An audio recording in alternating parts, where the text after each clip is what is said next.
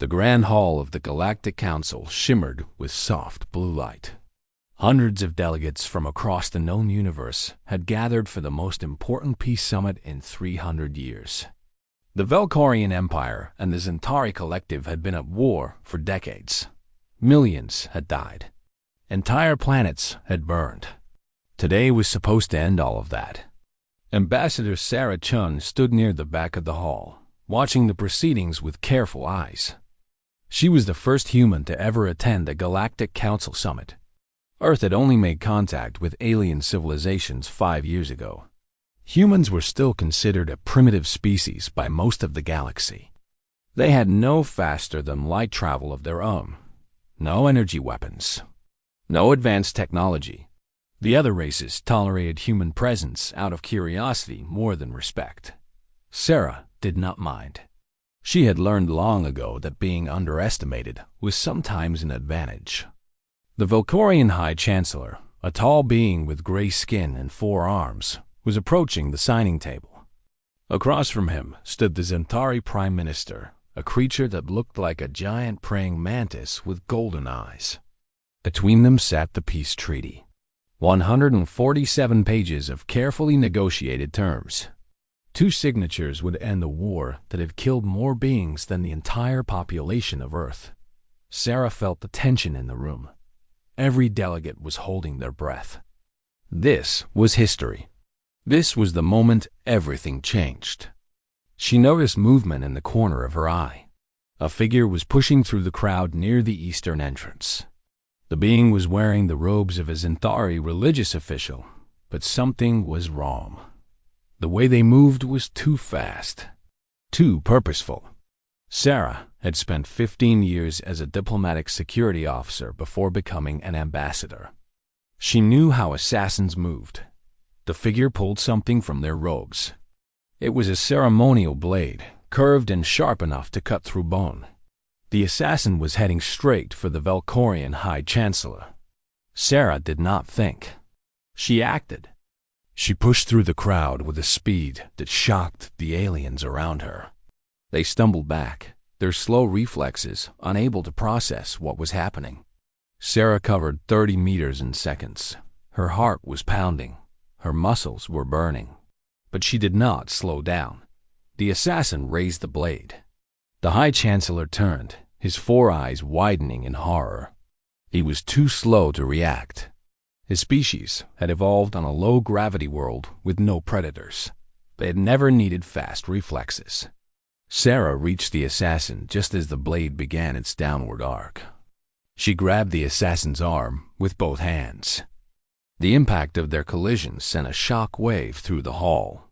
Sarah's fingers closed around the assassin's wrist like a vice. She could feel the bones grinding together under her grip. The assassin screamed in surprise and pain. The blade stopped 3 inches from the High Chancellor's chest. Sarah twisted her body, using momentum and leverage to throw the assassin to the ground. The blade clattered across the polished floor. Sarah landed on top of the assassin, pinning them down with her body weight. She grabbed both of the assassin's arms and wrenched them behind their back. The assassins struggled violently. They were strong, stronger than a human should be able to handle. But Sarah held on. Her muscles screamed in protest. Sweat poured down her face. But she did not let go. Security forces finally arrived. They surrounded Sarah and the assassin with weapons drawn. But they did not move to help. They just stared. Sarah looked up and realized that the entire hall had gone silent. Hundreds of alien eyes were fixed on her. Some were filled with fear. Some were filled with confusion. Some were filled with something that looked almost like awe. She had forgotten. To these beings, humans were supposed to be weak, primitive, fragile creatures from a small planet on the edge of nowhere. They had never seen what a human could do when they stopped holding back. The Zentari Prime Minister stepped forward slowly. His golden eyes were wide. When he spoke, his voice trembled. How did you do that? That assassin was a Crixian. They are 3 times stronger than my kind. Their reflexes are faster than almost any species in the galaxy. And you stopped them with your bare hands. Sarah stood up slowly. Her legs were shaking. Her arms felt like they were on fire, but she kept her voice steady. On my world, we evolved differently. We had to hunt animals much larger than ourselves. We had to survive predators that wanted to eat us. We had to fight each other for thousands of years. Our bodies were built for violence. We just choose not to use them that way. The Valkyrian High Chancellor stepped forward. His gray face was pale with shock. You saved my life. You risked everything to save someone you barely know. Why? Sarah met his eyes. Because that is what humans do. We protect people. Even strangers. Even people who think we are primitive.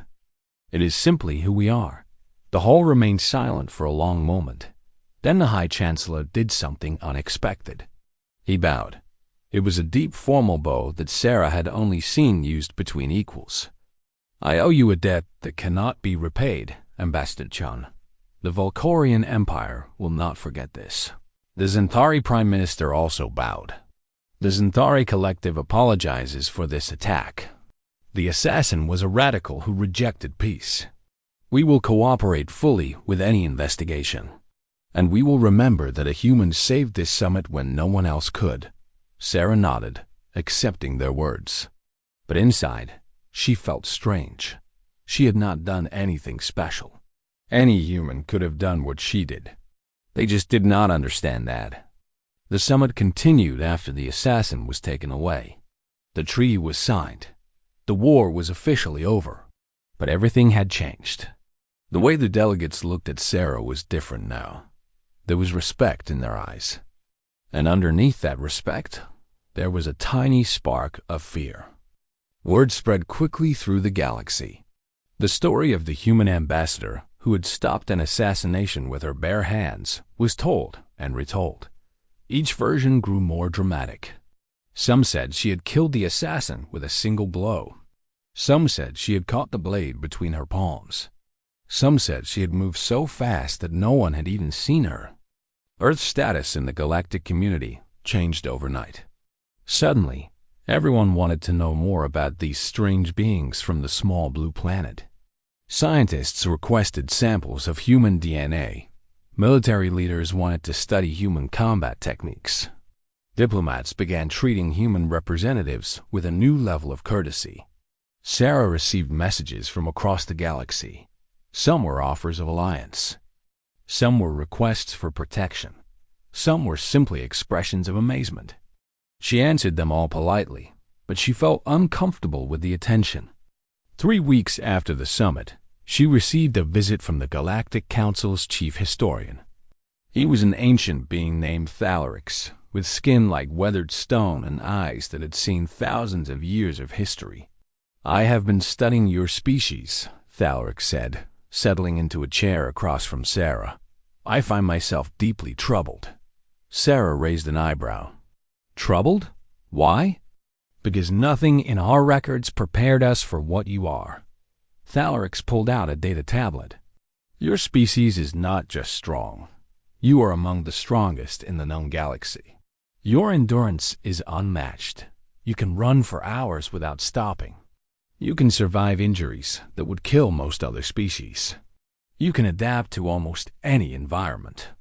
Your immune system can fight off diseases that would wipe out entire civilizations. Sarah shrugged. We evolved on a difficult world. It made us tough. You do not understand. Thalarix leaned forward.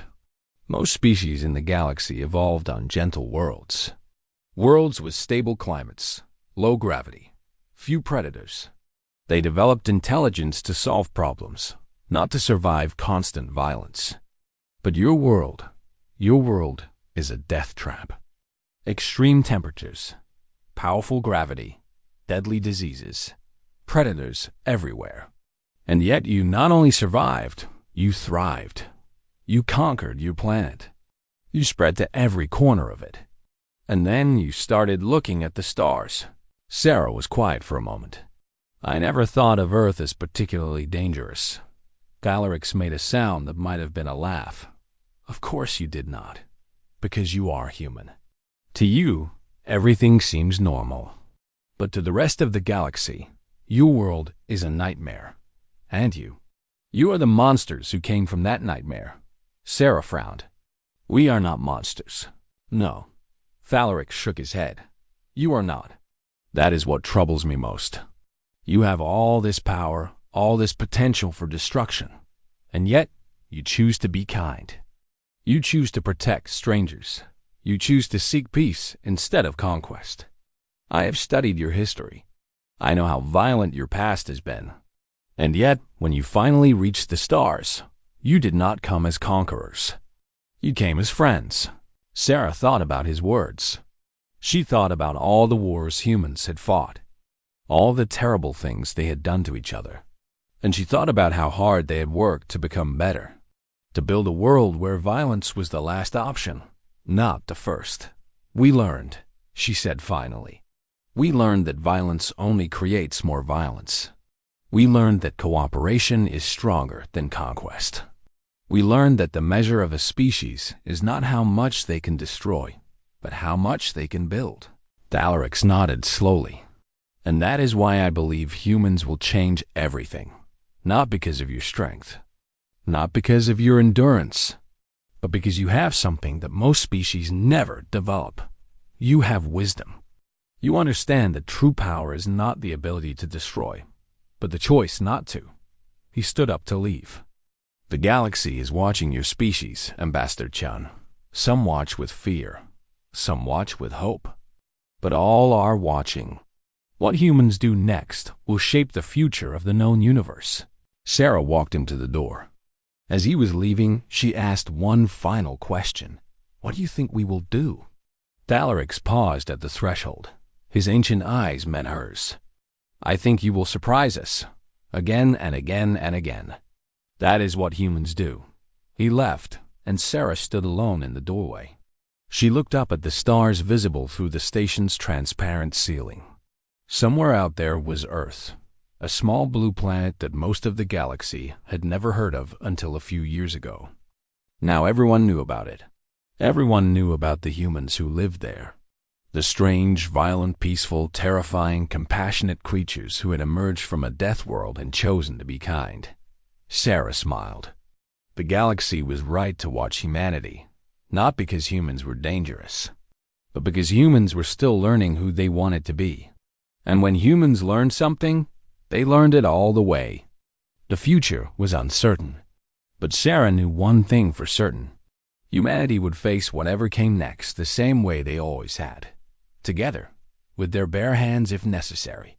And they would not stop fighting until everyone was safe. That was simply who they were.